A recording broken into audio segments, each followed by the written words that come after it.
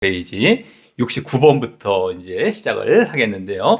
지금 계속해서 우리가 보고 있는 것은 구원받았다라고 하는 사람들이 지옥에 떨어질 수 있는 성경적인 근거에 대해서 계속 말씀을 보고 있습니다. 그래서 믿었다라고 하는 사람, 믿음 안에 들어왔고 구원의 길을 가고 있었다고 하는 사람들 중에 이러한 것들을 하면 지옥에 간다라는 행위죠, 행위. 여러 가지 행위들이 나타나고 있습니다. 우리가 믿었다 할지라도 그냥 믿었어요, 제가 영접했어요 끝나는 것이 아니라 믿음의 열매들이 나타나고 증거가 나타나야 됩니다. 그것이 행위와 행함, 순종으로 나타나게 되는데 여러 가지 이제 내용들을 구약에서부터 신약까지 계속 이어가고 있는데요. 지난번에 이제 신약으로 들어가서 마태복음을 계속 보고 있습니다. 그래서 오늘 69번도 이제 마태복음 말씀이 되겠고요. 지난번에도 이제 그 산상수훈 5장, 마태복음 5장으로 들어갔었죠. 마태복음 5장부터 7장까지가 산상수훈이라는 일명, 예수님께서 산 위에서 산상에서 교훈을 베푸셨다, 수훈하셨다는 막 가르침을 주셨다 이거죠, 교훈. 그래서 뭐 평지 설교, 평지 수훈이라고도 할 수 있고, 뭐 누가복음 같은 경우는 평지에서도 가르치시고, 뭐 산도 높은 산이라기보다는 언덕 같은 산입니다. 예루살렘 근처에 보면 언덕 같은 뭐 갈보리 언덕도 있고, 뭐 여러 가지 겟세마네 언덕도 여러 가지 어쨌든 낮은 산에서 쭉 가르치신 내용들인데, 어쨌든 여기 내용들이 아주 이 신약 성경 중에서도 엑기스고 예수님의 가르침 중에서 거의 최고로 우리가 생각하게 되는 부분이 되겠습니다. 오늘도 이제 그 말씀이 이제 되겠는데요. 69번 보시면 마음으로만 음욕을 품어도 간음죄에 걸리며 그 죄로 인하여 지옥 심판을 받는다라고 하는 것입니다. 한번 읽어보겠습니다. 우리 너무 잘 알고 있는 것이죠. 한번 읽어보겠습니다. 시작. 또 간음치 말라 하였다는 것을 너희가 들었으나 나는 너희에게 이르노니 여자를 보고 음욕을 품는 자마다 마음에 이미 간음하였느니라. 만일 내 오른 눈이 너로 실족해 하거든 내버리라. 내 백체 중 하나가 없어지고 온몸이 지옥에 던지우지 않는 것이 유익하며, 또한 만일 내 오른손이 너로 실족해 하거든 찍어내버리라. 내 백체 중 하나가 없어지고 온몸이 지옥에 던지우지 않는 것이 유익하니라. 아멘. 예, 여기 간음치 말라 하지만 음욕만 품어도 마음에 이미 간음하였다라고 해서 마음의 법으로 들어간 것입니다. 마음에서부터 이제 간음을 하게 되면은 우리가 간음이 되는 것입니다. 그러니까 하나님께서는 예수님을 믿고 나서는 우리가 더 완전해지기를 원하시는 것이죠. 온전하라. 율법이나 선지자나 폐하러 온 것이 아니라 완전케 하러 왔다라고 하시면서 이걸 말씀해 주신 것입니다. 완전하다는 기준은 겉으로만 안 하는 것이 아니라 내면에서부터 안 해야 된다는 것이죠. 이 속에서부터. 그것이 우리의 진짜 신앙입니다. 왜냐하면 하나님께서는 영이시기 때문에 영으로서 우리 중심, 마음 중심까지 다 보시는 분이십니다. 우리 영을 다 보시고 감찰하시고 그걸로 판단을 하시는 것입니다. 그래서 오른눈, 뭐 오른손 범죄하였다 하면 다 잘라버리라. 철저히 죄를 끊어버리라는 것이죠. 그러니까 우리가 직접 빼고 뭐 이렇게 찍어버리라 할지라도 뭐 아주 흔한 우리 예를 많이 들지 않습니까? 어떤 사람이 화투를 많이 해갖고 손가락을 잘랐다, 뭐 노름을 해갖고, 근데도 어떻게 다른 방법 발로 했다라든가 뭐 이런 얘기도 있지 않습니까? 그러니까 중요한 것은 마음에서부터 할례를 해갖고 마음에서부터 끊어내는 게 중요한 것이죠. 우리가 뭐 여기서 지금 말씀하시는 게 그런 내용입니다. 오른눈, 오른손을 잘라버려라. 그것은 철저하게 마음에서부터 회개하고 결단해서 그걸 끊어버려라라는 것이지, 겉으로만 어떻게 우리가 좀 이렇게 했다고 해서 그게 고쳐지는 것이 아니다라고 하는 것입니다. 그리고 여기 지옥에 분명히 던지는다고 말씀하고 계시죠. 지옥.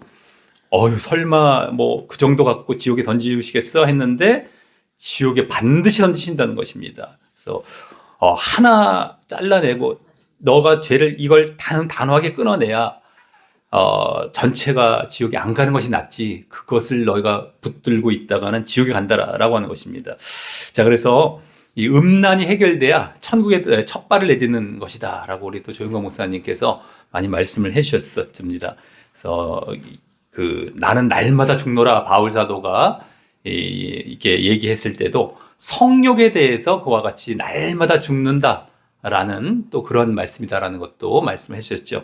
그래서 우리가 날마다 죽고 이렇게 성욕 뭐 다른 어떤 이제 그 욕구들이 있을지라도 성욕의 또 부분을 우리가 싸워서 잘 이겨내야 되겠다라고 하는 것입니다. 그래야만 이 간음죄, 음행, 음란 이런 것들은 다 우리 자신에게도 죄를 짓고 하나님께 또 죄, 또 다른 사람에게 또 죄 이렇게 되기 때문에 정말 우리가 그와 같은 음행 철저하게 끊어내시고 모든 그 죄의 이 목록들에 보면 꼭 음행이 다 들어가 있습니다. 그렇게 살인하지 말라, 간음하지 말라. 그것도 이제 이게 앞부분에 또 나오는 편이죠. 항상 십계명에도. 그래서 우리가 철저하게 이 간음죄도 이제 우리가 끊어내셔야겠다라고 마음에서부터.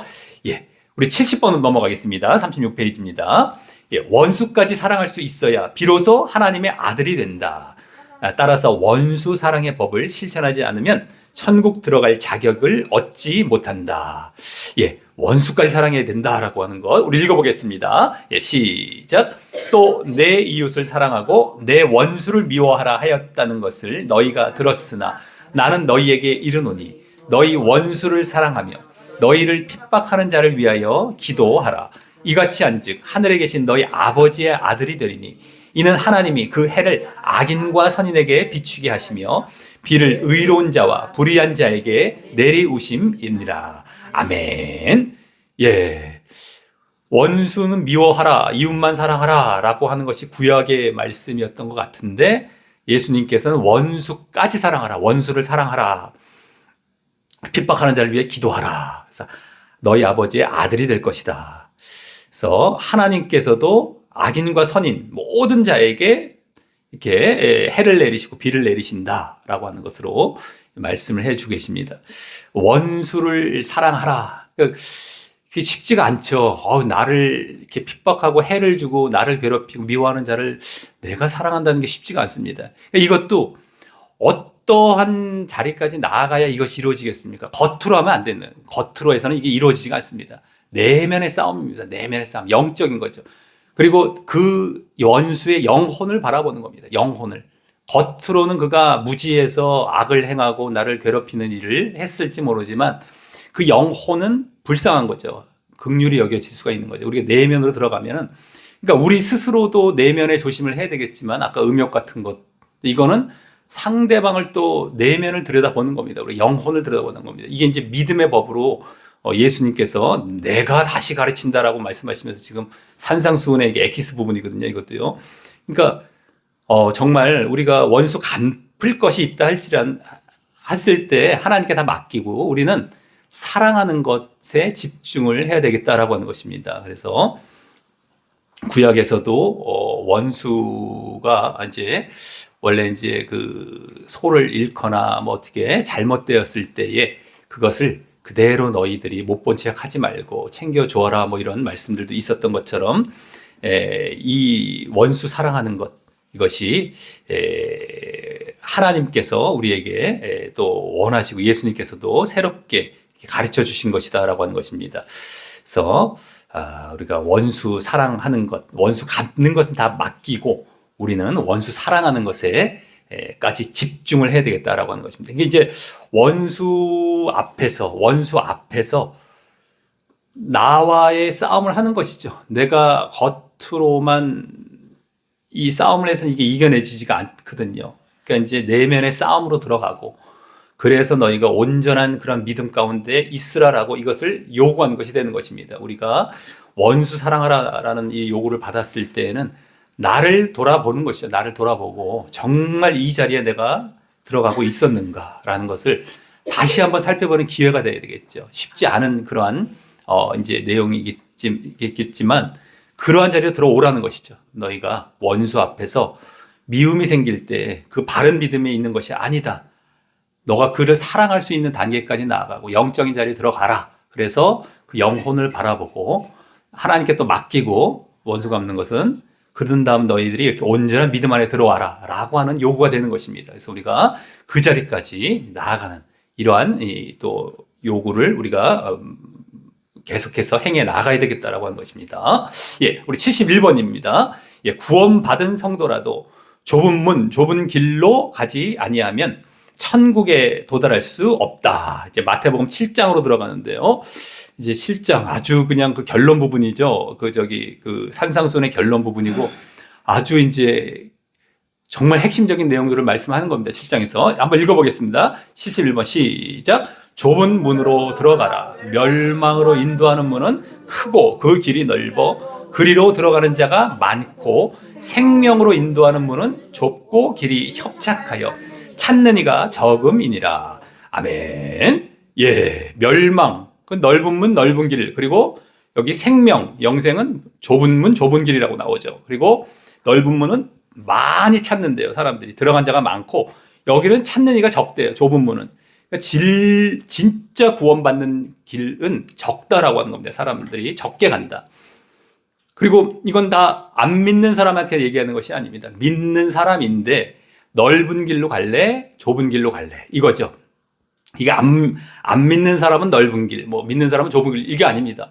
다 믿음 안에 들어왔어요. 구원받은 성도인데요. 다 그냥 편한 길, 아주 쉬운 길로 우리가 거짓의 길입니다. 한마디로. 이제 이 뒤에 나오겠지만 행함이 없는 겁니다. 이 기준 자체가 넓고 좁고의 기준은 가장 중요한 게 열매, 행함입니다. 그래서 우리가 지금껏 계속해서 이 주제 갖고 말씀드릴 때에 가장 핵심은 행함의 부분이죠. 이것을 사람들이 무시하는데 그것 때문에 지옥 가고 있지 않습니까? 그 부분을 이 산상수훈, 정말 예수님의 가르침에 가장 중요한 것 중에 또 결론 부분에서 강조하고 있다라고 하는 것입니다. 그래서 72번에 그 말씀, 아까 그 말씀 얼마 안 떨어져서 이 말씀을 또 하시는 겁니다. 72번에 보시면 성도는 반드시 아름다운 열매를 맺어야 천국에 들어간다. 그렇지 않으면 지옥의 심판을 받게 된다. 여기 열매가 나오죠. 아름다운 열매.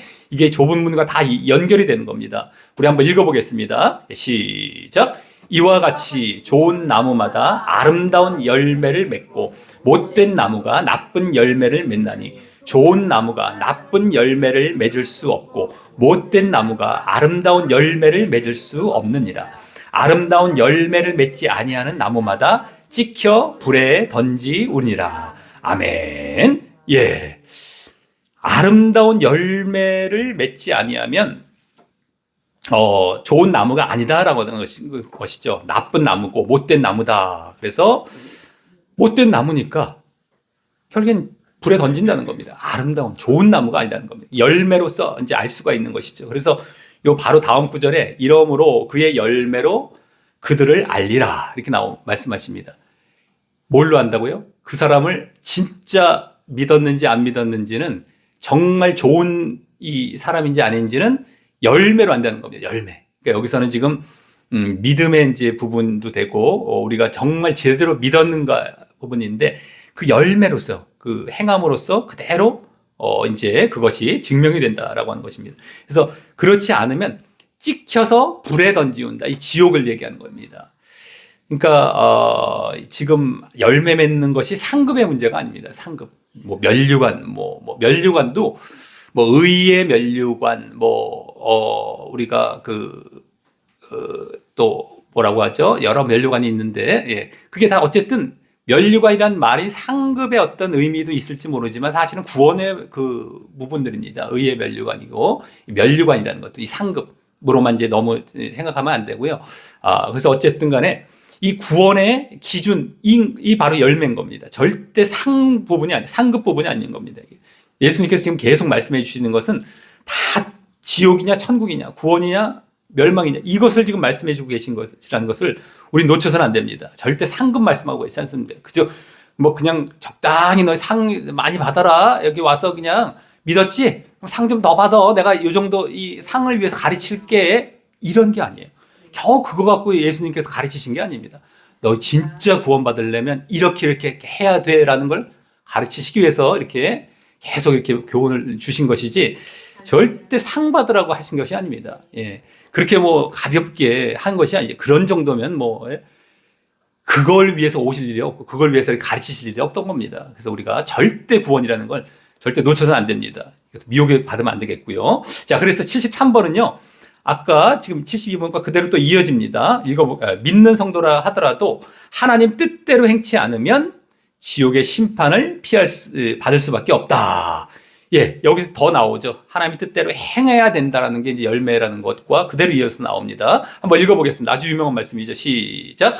나더러 주여 주여 하는 자마다 천국에 다 들어갈 것이 아니요 다만 하늘에 계신 내 아버지의 뜻대로 행하는 자라야 들어가리라. 아멘. 여기 그대로 나왔잖아요. 아버지의 뜻대로 행해야만 행함을 그대로 말씀하고 있습니다. 주여 주여 하고 믿는 것처럼 보였어요. 믿음에 있는 것처럼 보였는데 그것이 중요한 것이 아니라 너가 주여라고 했다면 실질적으로 하나님을 아버지, 하나님의 뜻대로 내가 행했어야 된다. 하나님을 주인 삼고서 안 행했으면 아무 소용없고 천국에 못 들어간다라고 말씀하고 계신 것입니다.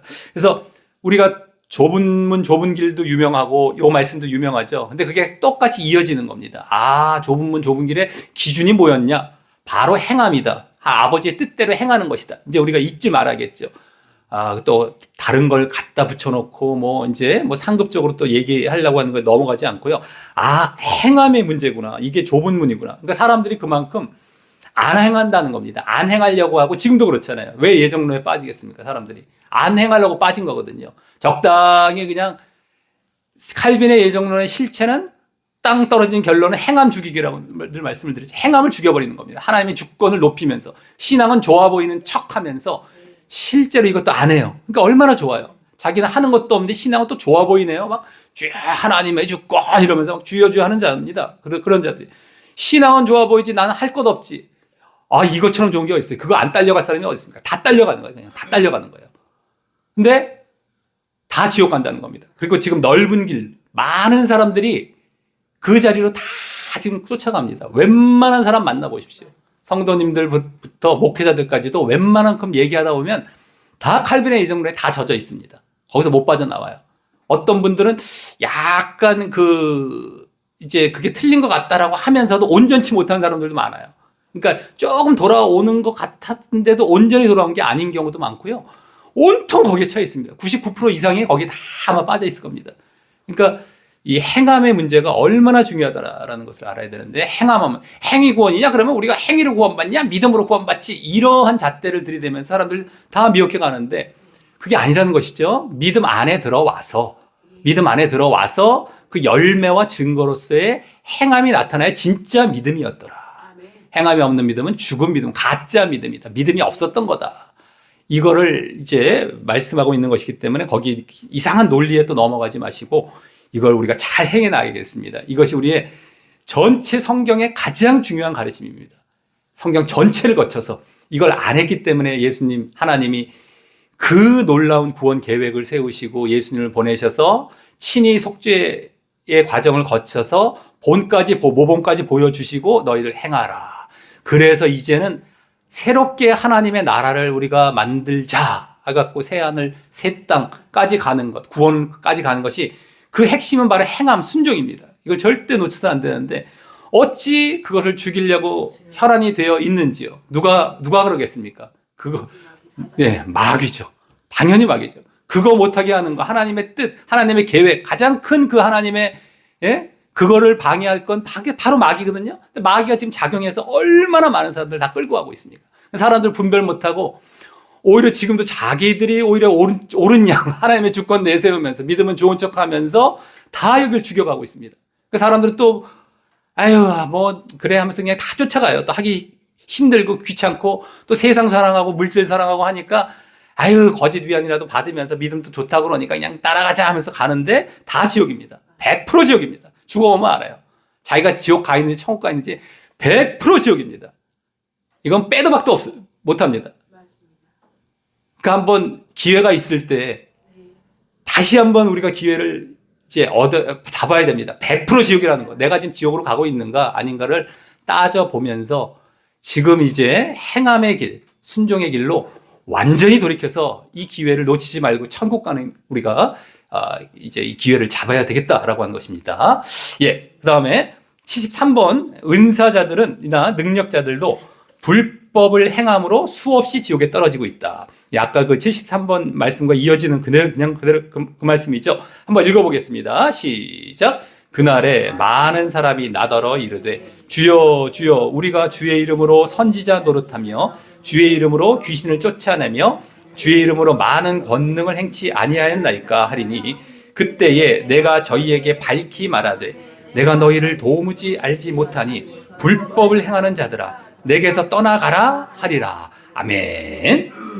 예. 아까도 하나님의 뜻대로 행하지 않은 것을 지금 예를 들어서 말씀해 주시고 계시죠.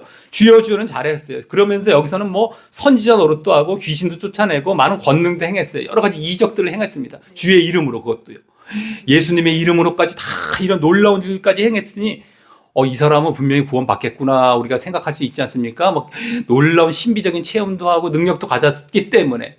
근데 소용이 없다는 겁니다. 뭐가 중요하다? 여기 불법이라는 건 하나님의 뜻을 행하지 않았다는 겁니다. 말씀을 지키지 않았다는 거거든요. 그래서 떠나가라 지옥에 간다는 겁니다. 그러니까 여러 가지 종교 행위로 우리가 구원받지 못한다라고 말씀을 드렸지 행함과 종교 행위 전혀 다른 겁니다. 근데 여긴 종교 행위 정도가 아니라 더 나아간 거죠. 막 이적까지 행하는 정도의 능력까지 가진 겁니다. 그럼에도 불구하고 전혀 상관이 없다. 그러니까 우리가 진짜 중요한 거는 말씀과 이적이 있을 때 이적은 그렇다고 이적이 완전 무시되는 건 아닙니다. 신비적인 것이 말씀을 돕는 역할을 합니다. 하나님께서 귀신을 쫓아내시고 병을 고치신 것은 앞으로 마귀를 물리치시고 죽음에서 살리시겠다는 거거든요. 그걸 예표해서 보여준 게 이 병을 고치시는 것, 귀신을 쫓아내시는 것. 이런 것이 이 말씀의 복음이죠. 복음이 이제 그런 거거든요. 복음이 결국에는 너희를 구원하겠다. 그리고 너희들을 마귀에서 벗어나게 하시겠다. 이거를 이러한 이적을 통해서 더 옆에 곁들여서 보여주신 겁니다. 한마디로요. 근데 이것을 우리가 집중하지 못하고 이 자체 현상만 갖고 집중했다가는 본질을 놓쳐버리고 그리고 이것만 쫓아가다가 하나님이 안 보이는 거예요. 또 자기 중심으로 돌아갑니다. 지금도 은사자들 보십시오. 능력 행하는 자들. 다 자기가 하나님 자리에 와 있습니다. 결국엔 글로 가더라고요. 그러니까 은사와 능력이 있다 할지라도 그걸 막 행하지 않습니다. 사람들이 내가 능력이 있어도 그냥 자제해요. 그리고 거기에 집중하지 않고 말씀에 집중합니다. 능력이 없어서가 아니라 능력이 있음에도 불구하고 말이죠. 우리 예수님 시험 받을 때도 마귀에게 시험 받으실 때도 그랬다고 말씀드렸지 않습니까? 이적 행하실 수 있었어요. 돌덩이가 떡덩이 되게 하라. 안 하시잖아요. 그 능력의 원천이신 예수님께서도 안 하신단 말이죠. 높음을 뛰어내리라. 다 할 수 있는데 안 하시잖아요. 그게. 그러니까 말씀으로 물리치시고 막 남발하는 게 아닙니다. 하나님의 영광만을 위해 생각하고 내가 정말 이 본질에 집중하시기 위해서 오셨기 때문에 거기에 넘어가면 안 됩니다. 지금도 신비주의 때문에 신비주의가 이러한 것들로 사람들 미혹하게 가죠. 저 사람 봐. 능력 행한 거. 저 사람 분명히 하나님의 종이야. 그리고 저 사람 쫓아가면 구원받을 것 같아. 라고 생각할 수 있는데 전혀 상관없습니다. 그걸로도 구원받는 게 아닙니다. 그러니까 내가 하나님의 뜻을 행한 다음에 이런 능력도 곁들여서 잠깐 보여졌다. 그랬다면 혹시 모르겠어요. 능력이 있다 할지라도 능력을 아예 무시한 건 아니니까. 근데 이게 우선이 되고 이게 전부가 되고 말씀은 뒤로 제껴지고 말씀 행하는 건 뒤로 제껴졌다. 그럼 이게 가짜가 되는 겁니다. 그래서 항상 우리가 분별 잘 하셔서 진짜 중요한 건 말씀과 그 행함입니다. 그래서 거기에 집중해 가시기를 바라겠습니다. 예. 뒤에 말씀 계속 읽어보겠습니다. 좁은 문 또 나오는데요. 73번 맨 아래입니다. 예, 시작.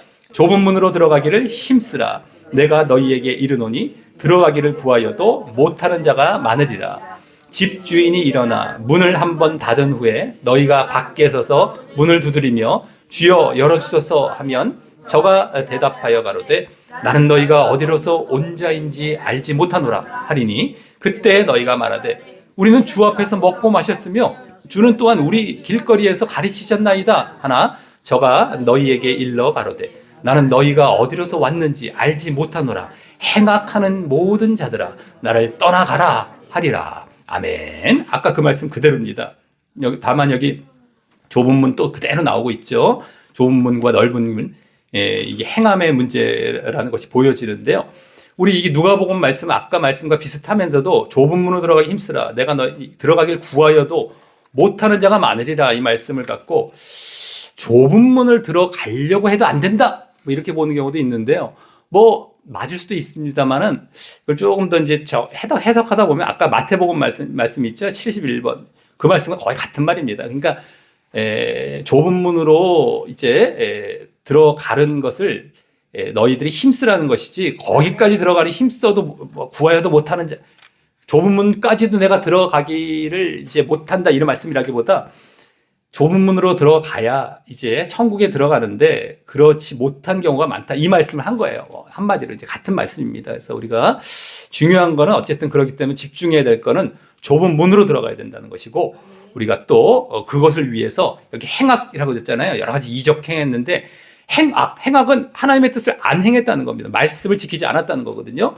그것이 중요한 겁니다. 그래서 우리가 항상 거기에 집중해서 말씀대로 행하고 순종하는 모습 이것이 우리의 구원의 조건이 되는 것이다라고 하는 것을 우리가 분명히 붙들어야 되겠다라고 하는 것입니다. 예, 74번입니다.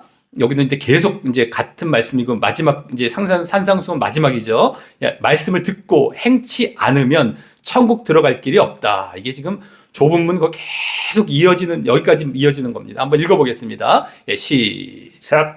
그러므로 누구든지 나의 이 말을 듣고 행하는 자는 그 집을 반석 위에 지은 지혜로운 사람 같으니 비가 내리고 창수가 나고 바람이 불어 그 집에 부딪히되 무너지지 아니하나니 이는 주초를 반석 위에 놓은 연고요 나의 이 말을 듣고 행치 아니하는 자는 그 집을 모래 위에 지은 어리석은 사람 같으리니 비가 내리고 창수가 나고 바람이 불어 그 집에 부딪힘에 무너져 그 무너짐이 심하니라.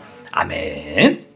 예, 여기서 이 기준은 듣고 행하느냐 듣고 행치 아니하느냐 이 기준이죠. 그리고 이제 모래냐 반석이냐 이제 이렇게 나뉘어지는데요.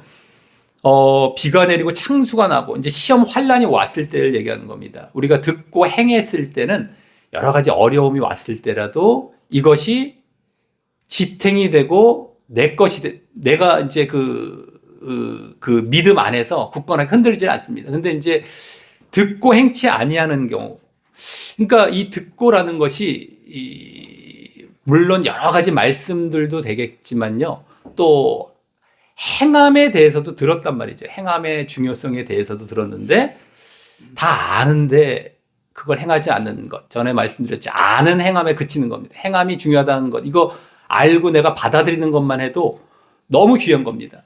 근데 우리가 이제 일단 알면은 이제 그 삶으로 나아가기 상당히 근접해 있다라고 보시면 됩니다. 먼저 깨달아야 행위가 이제 이게 옮겨지거든요. 그러니까 믿음도 말씀에서 이렇게 말씀을 들었을 때 믿음이 생기고 행함도 거기서 이제 이어져 가는 것이기 때문에 말씀을 듣고 깨닫는 것이 중요하긴 중요한데 그렇다 할지라도 그걸 빨리빨리 계속해서 실천에 나아가지 아니하면 듣고 잊어버립니다.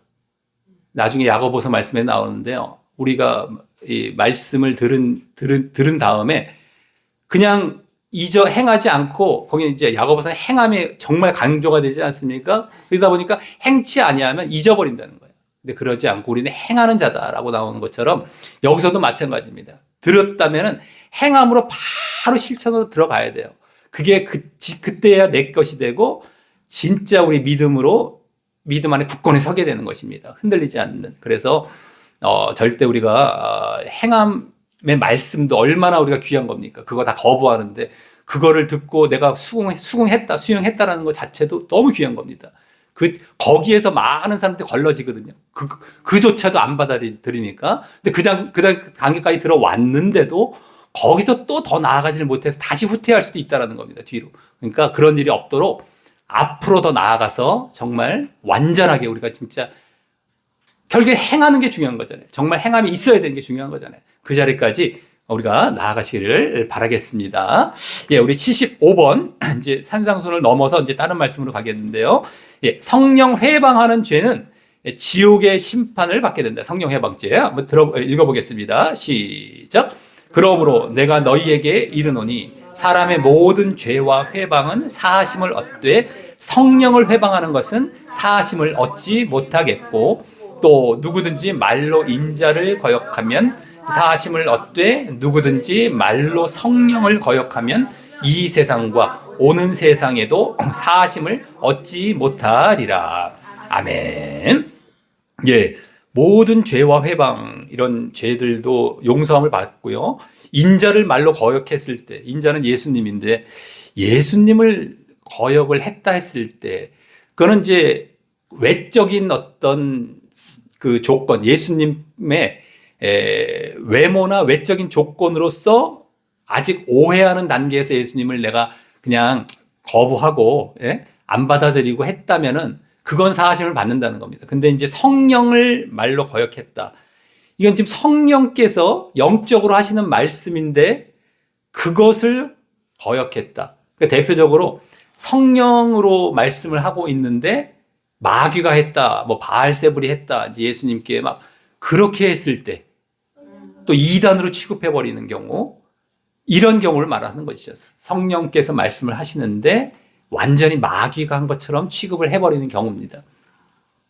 영적인 단계까지 들어갔고 영적인 말씀을 하는데 그것을 영적인 자리에서 거부해버리는 거죠. 마귀 쪽으로 몰아버리고 거기선 더 이상 이제 용서를 받을 길이 없다는 겁니다. 이만큼 이 영적인 부분에 있어서는 정말 예수님께서도 이 사심을 얻지 못한다, 이럴 정도가 되는 겁니다. 우리가 겉으로 예수님을 거역한다는 건 아직까지는 외면적인 것을 거부했다라고 봤을 때, 성령을 회방하는 것은 내면적인 것, 영적인 걸 거부했다는 것이죠.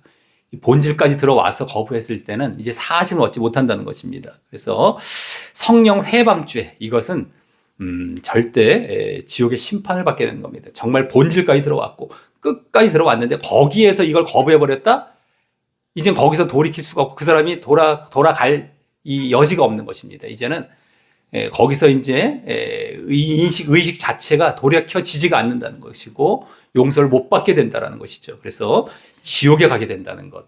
그래서 우리가 정말 잘 분별하고 이 하나님의 영적인 말씀일 때에 절대 거역하면 안 되겠다라고 하는 것입니다. 76번. 하나님의 은혜로 귀신을 쫓아낸 후에 다시 7 귀신이 들어오는 경우 구원에 이르기가 어렵게 된다. 우리 많이 아는 말씀이죠. 한번 읽어보겠습니다. 시작.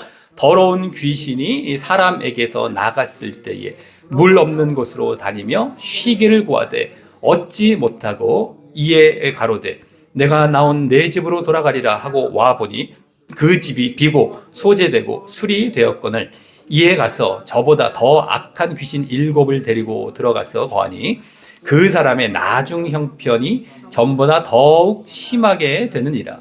이 악한 세대가 또한 이렇게 되리라. 아멘. 귀신이 한번 나갔다라고 하는 것이죠.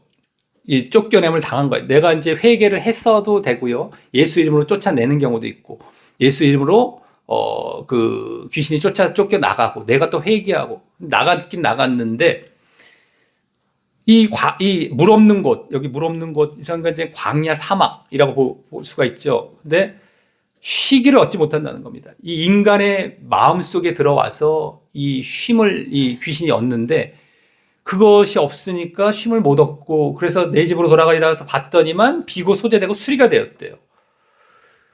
이게 뭘까? 그래서 이제 악한 귀신 7을 더 데리고 와서 이제 나중 형편이 더 심하게 되었다, 이 말씀인데, 그래서 이제 거기서 이제 집을 짓고 더 이제 완전히 이제 그러한 자리에서 못 빠져나오게 잘못된 그러한 모습이 된다는 것인데요. 여기 집이 비고 소재되고 수리되었다라는 것은 한마디로 말했을 때는 외식신앙, 형식신앙이라고 보시면 되겠습니다. 한번 자기가 이제 회개를 했긴 했는데 거기서 더 거듭남의 자리로 들어가서 완전히 영적인 자리로 들어가야 되는데 거기까지 나아가지 못한 것이고 또 그걸 유지하지 못한 것이죠. 들어왔다 할지라도. 그러다 보니까 회개는 했는데 다시금 이제 껍데기 신앙 안에 있는 거예요. 그리고 완전하게 내가 순종의 자리와 정말 이와 같은 완전 거듭남의 자리로 들어가지 못했던 경우가 되는 것이죠. 그랬을 때는 자꾸 귀신이 또 들어와서 자리를 잡고 이제 안 빠져나가는 것입니다. 그러니까 우리가 어설프게 믿으려고 하고 어설프게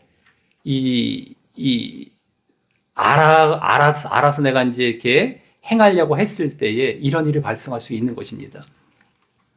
나는 됐다고 생각하죠. 자기는 됐다라고 생각을 하는데 실제로는 된 게 아닌 것이죠. 그래서 이제 늘 낮아져서 늘 자기를 살펴보고 거듭남도 한 번 거듭남이 아니죠. 한 번 구원이 아니고. 근데 이제 마음을 놔버리는 겁니다. 마음을 놔버리고 제대로 된 그 회개와 완전한 그 거듭남의 자리로 들어가지 않는 것이죠. 그러다 보면 이러한 일이 발생하게 된다라고 하는 것, 귀신들이, 마귀들이 이 자리를 잡고 그 사람을 더 여기서 이제 못 빠져나가게 완전히 잡아버리는 것입니다. 그래서 우리가 회개를 했다 했을 때 정말 진정으로 그 자리까지 나아가야 됩니다. 근데 이제 지금도 회개는 했다라고 하면서 내가 예수 믿을 때 회개하고 또 회개를 했다고 하면서 본성 자체는 계속 죄 짓는 자리에 있고 거기서 완전히 거듭나고 이 의로운 자리, 영적인 자리로 나가지 않을 때 이런 경우가 되는데 지금 많은 경우가 또 이런 성도들, 신자들을 많이 볼 수 있는 것이죠, 사실은. 그러니까 그들은 여기 딱 잡혀버리면 이제는 아까 같은 그런 말씀들도 듣질 않습니다. 행함의 말씀, 뭐 이런 거듭남에 대한 말씀들도 그냥 형식적으로만 알고 있는 거예요. 형식적으로만. 자기가 거듭났다고 착각을 하고 있는 것이죠. 근데 귀신에 잡혀 있는 상황이 돼서 더 나가지 못하고 딱 굳어버립니다. 그래서 아예 그냥 자기들이 얼마나 그 말씀들을 엉터리로 알고 잘못 알고 있는지도 몰라요. 자기들은요.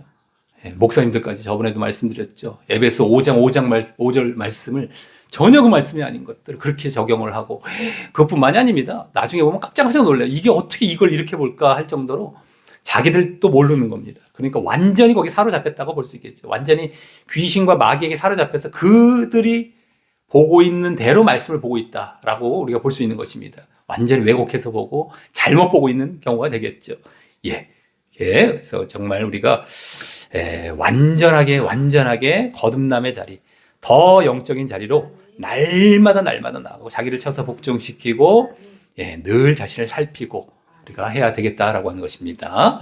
예. 그 다음에 목회자, 성도라도 불법을 행하면 지옥 판결을 받는다. 예, 읽어보겠습니다. 예, 시작. 인자가 그 천사들을 보내리니 저희가 그 나라에서 모든 넘어지게 하는 것과 또 불법을 행하는 자들을 거두어내어 풀무불에 던져 넣으리니 거기서 울며 이를 갈미 있으리라. 그때에 의인들은 자기 아버지 나라에서 해와 같이 빛나리라. 아멘. 예, 이것은 이제 천사가 나중에 다 갈라낸다는 것인데 알곡과 가라지를 갈라낼 때의 말씀입니다. 그래서 그 나라에서라고 했죠. 첫 번째. 그러니까 믿는 자들입니다. 다 믿는 자들인데 넘어지게 하는 것과 불법을 행하는 자들. 불법을 행한다는 이것이 이제 행함이 없고 말씀대로 안 사는 것이죠. 순종이 없고 그때 다 풀무불에 들어간다. 지옥입니다. 그래서 믿는 자들 가운데서도 똑같습니다. 믿는 자들이 불법을 행하면 풀무불, 울며 이를 갚는다. 그래서 예수님께서 직접 말씀해 주셨지 않습니까? 여기도 보면은 풀무불이란 말씀도 아주 지옥의 말씀을 아주 직접적으로 적나라하게 말씀하십니다.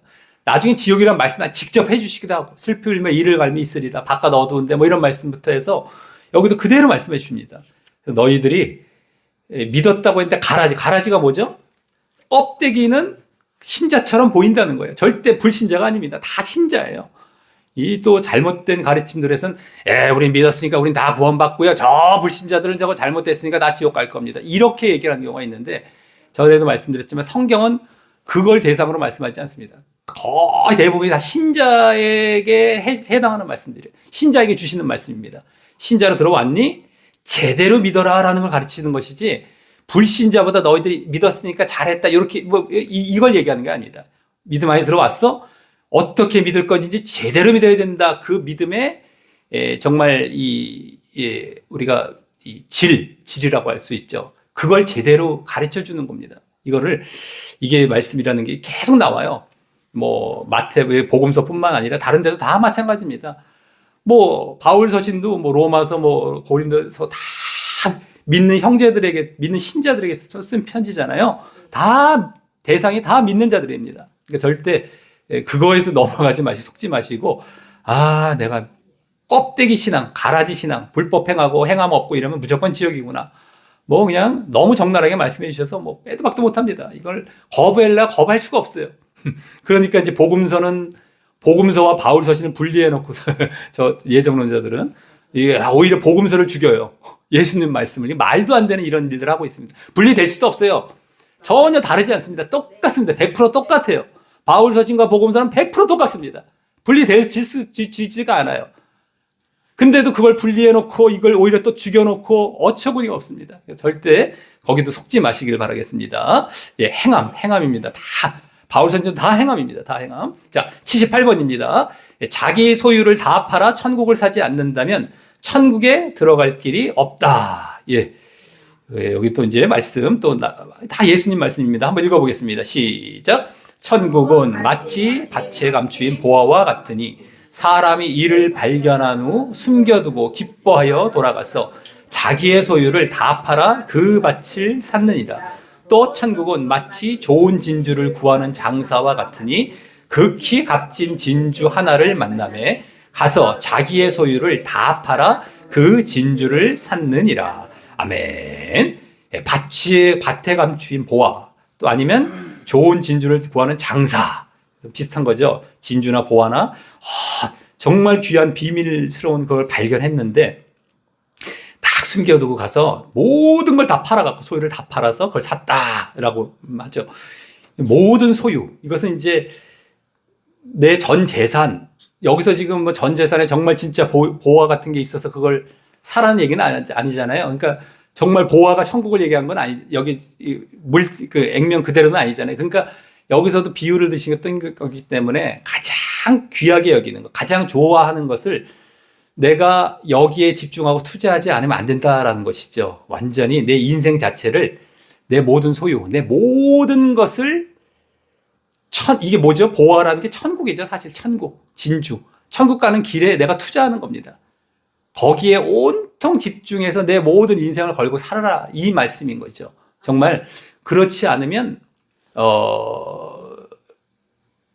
되어질 수가 없는 겁니다. 이것이 우리가 가장 귀한 것, 천국을 우리가 집중하지 않으면 다 뺏겨요. 나중에 생각은 다 날아갑니다. 다른 걸로 다 뺏겨버립니다. 없어져요.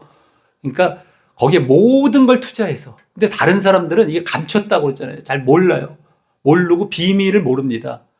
근데 아는 거예요. 그 비밀을 아는 거예요. 이 사람은 말씀을 통해서 알고, 말씀을 믿어서 알고, 이게 진짜구나, 그러니까 아는 거예요. 그래서 다른 사람은 그걸 안 추구해 가고 아까 넓은 길로도 가고 하는데 우리는 아는 거죠.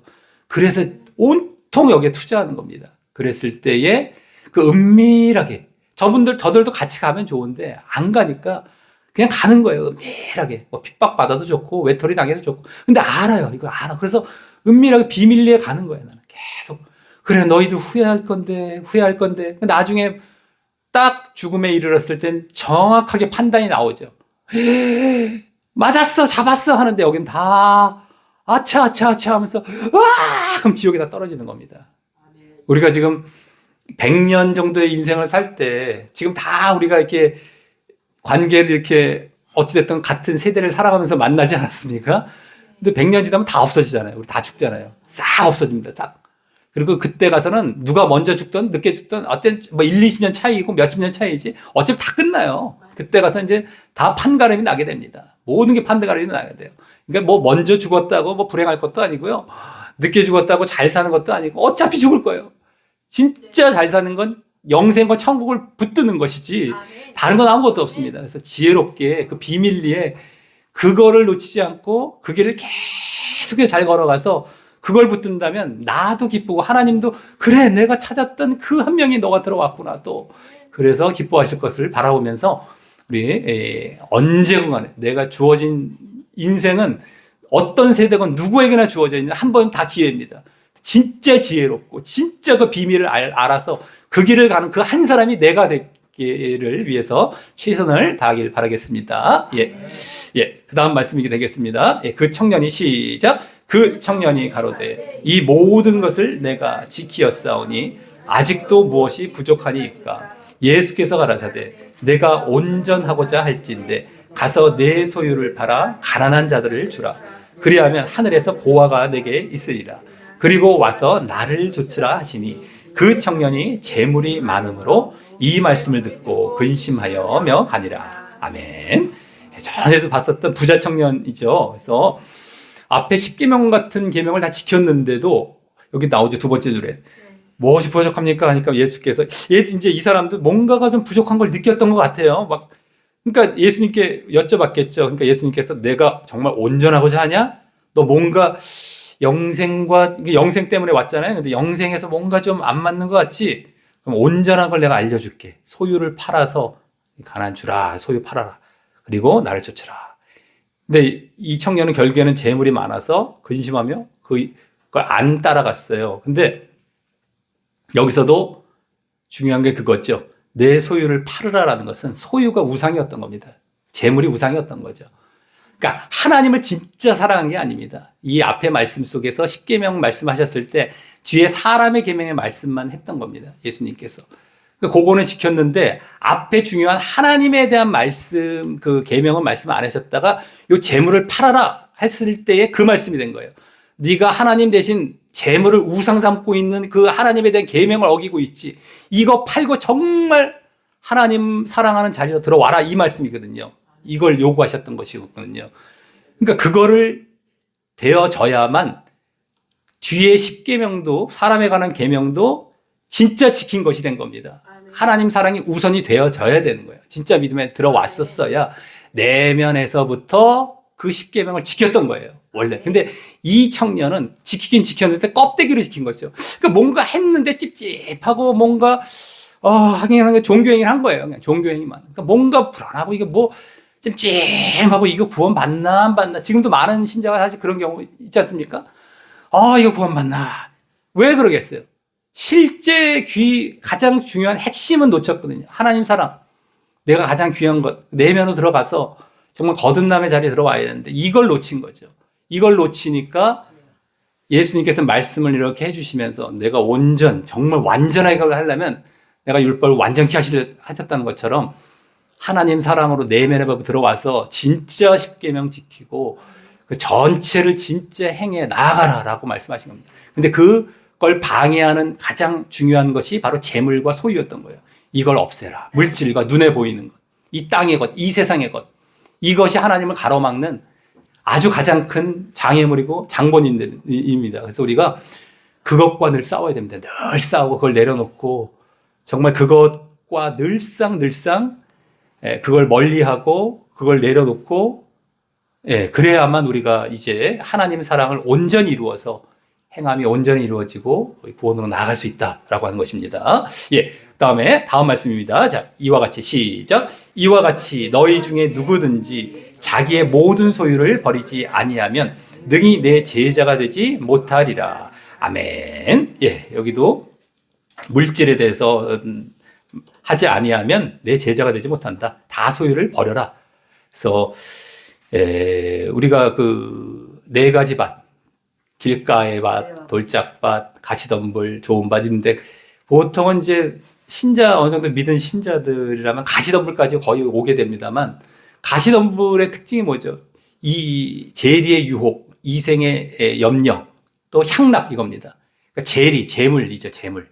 그리고 염려들, 뭐 이것저것 또 다 이 세상 거죠, 세상. 그리고 향락, 즐기는 것. 이런 것에 빠져서 결국 열매를 맺지 못해서 천국을 못 가는 그 단계에서 우리가 싸움이거든요. 지금 계속해서 신자들의 싸움은 그 부분이 가장 큰 싸움입니다. 그래서 물질적인 것, 뭐 세상 걱정하는 것들, 그리고 물질 걱정, 세상 걱정, 뭐 즐기는 것 이런 것들을 늘 멀리해서 우리가 정말 이걸 이겨 나갔을 때에 진짜 내 제자, 여기 내 제자가 아니면 우리는 구원 못 받는다는 겁니다. 그래서 예수님은 내 제자라고 말씀하셨을 때 뭐 제자 아니라도 괜찮아요. 신자 정도고 뭐 구원만 받으면 괜찮아요. 생각할 수 있는데 제자가 아니면 구원을 못 받는다는 이 말씀입니다. 그래서 우리가 제자라고 말씀하셨을 때 진짜 우리가 구원 받으려면 이렇게 해야 되겠다라고 하는 것을 다시금 더욱 우리가 알아야 되겠다라고 하는 것입니다. 79번입니다. 말씀대로 살지 않고 자기 생각대로 말씀을 해석하면 지옥으로 떨어진다. 이제 여기서 유전, 한마디로 전통, 이게 유대인들의 구약 말씀, 그 10계명을 비롯한 율법이 아니라 그거를 자기들이 마음대로 또 구전으로 이제 유전으로 이제 자기들이 전통으로 갖다 붙인 것들이 있습니다. 뭐 미드라시, 뭐 탈무드나 뭐 또 여러 가지 이제 몇 가지 있는데요. 이런 것들이 지금으로 말하자면 신학입니다. 신학. 예정론 신학, 칼빈 그 개혁주의 신학이 똑같은 그 전통의 자리에 있습니다. 지금 유전. 그래서 장로교는 성경을 앞세웁니까? 웨스트민스터 이런 그거 예, 교리를 더 앞세웁니까? 칼빈의 교리를 더 앞세우더라고요. 칼빈 교리에 몇 조 몇 자가 이게 나와 있습니다.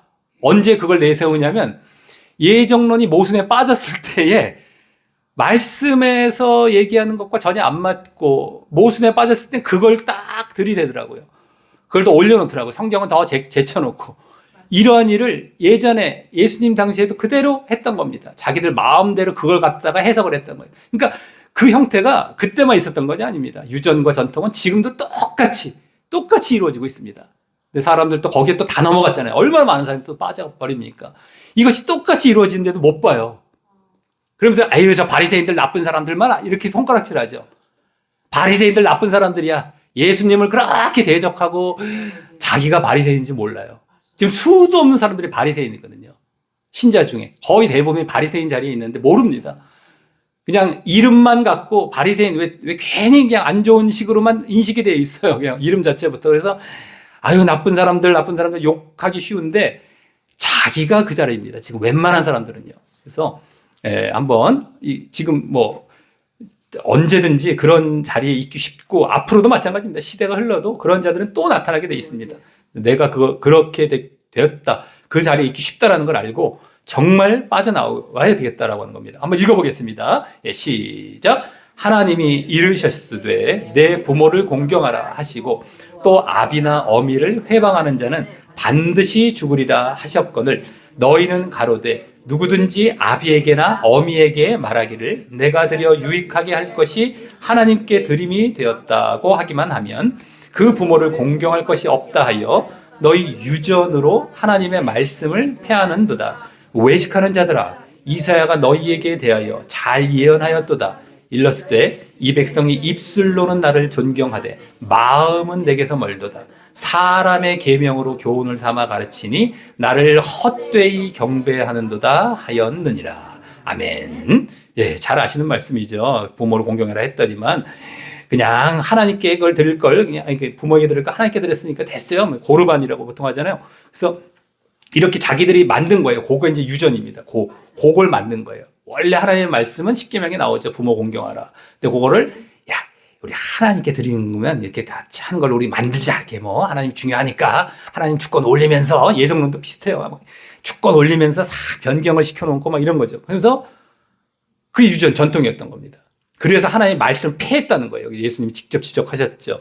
그래서 이사야 때부터 구약 때부터 그랬다는 거예요. 입술로는 존경하되 너희들이 말로는 주여 주여 하고 하나님 주권 올리고 뭐 하나님 주여 주여 하는데 마음은 내게서 멀도다.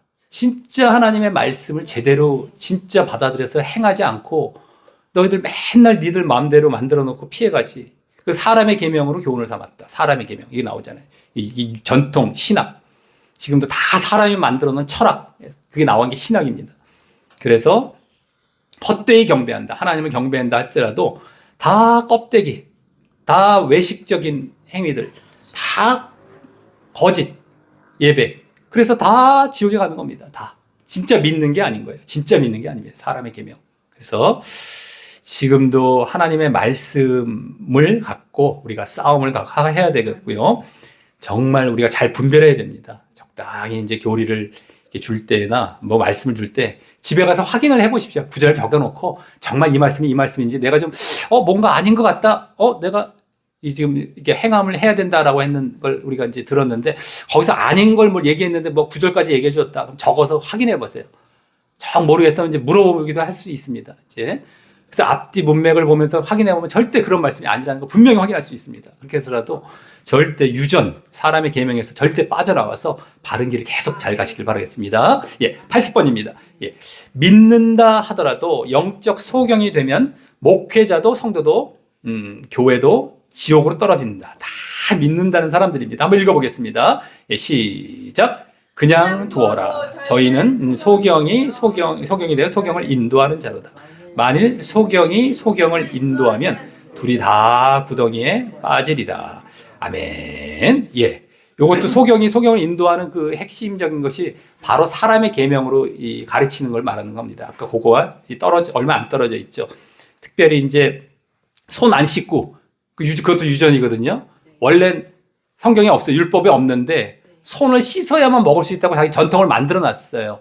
왜냐면 부정한 음식 먹지 못하게 하고 이런 것들이 나오다 보니까 이게 좀 그걸 자기들 나름대로 철저히 지키려고는 했던 거겠지만 그래서 자기 유전을 만들어 놨던 거예요. 나름대로.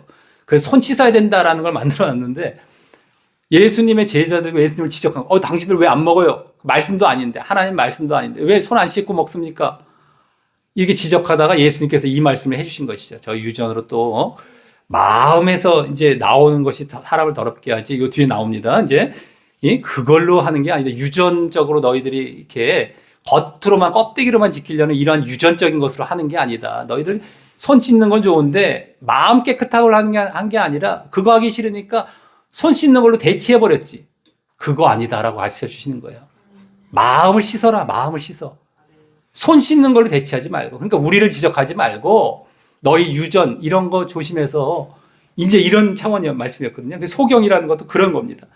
너희 사람의 계명으로 이렇게 잘못 가르쳤던 거 둘 다 지옥 간다. 둘 다. 그러니까 쫓아간 사람도 마찬가지입니다. 성도도요.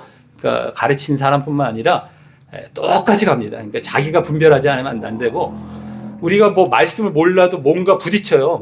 마음에 부딪혀요. 이거 아닌 것 같은데. 근데 그때 눌러버리지 마세요. 몰라 하고 눌러버리고 믿어버리지 마시고 아니야. 조금 내가 좀 한번 봐야겠어 해갖고 살펴보십시오. 그러면 빠져나올 가능성이 높죠. 절대 눌러버리지 마세요. 그냥 맞겠지 이러지 마시고 딱 의심하고 한번 찾아보고 확인해 보면서 하면은 다 빠져나오게 됩니다. 예. 81번입니다. 예. 마음에 이제 그 아까 말씀과 이어지는데요. 마음의 진정 할례가 이루어지지 않고 청결하지 않으면 지옥에 떨어진다. 예, 할례라는 것, 이제 아까 그 말씀 나오는데 할례. 근데 마음의 할례가 일어나야 되죠. 우리가 육신의 할례만 있으면 안 됩니다. 마음의 할례. 이게 구약 때부터 요구하셨던 거잖아요. 예. 이제 한번 읽어보겠습니다. 시작. 입에서 나오는 것들은 마음에서 나오나니 이것이야말로 사람을 더럽게 하느니라. 마음에서 나오는 것은 악한 생각과 살인과 간음과 음란과 도적질과 거짓 증거와 회방이니 이런 것들이 사람을 더럽게 하는 것이요 씻지 않은 손으로 먹는 것은 사람을 더럽게 하지 못하느니라. 아멘.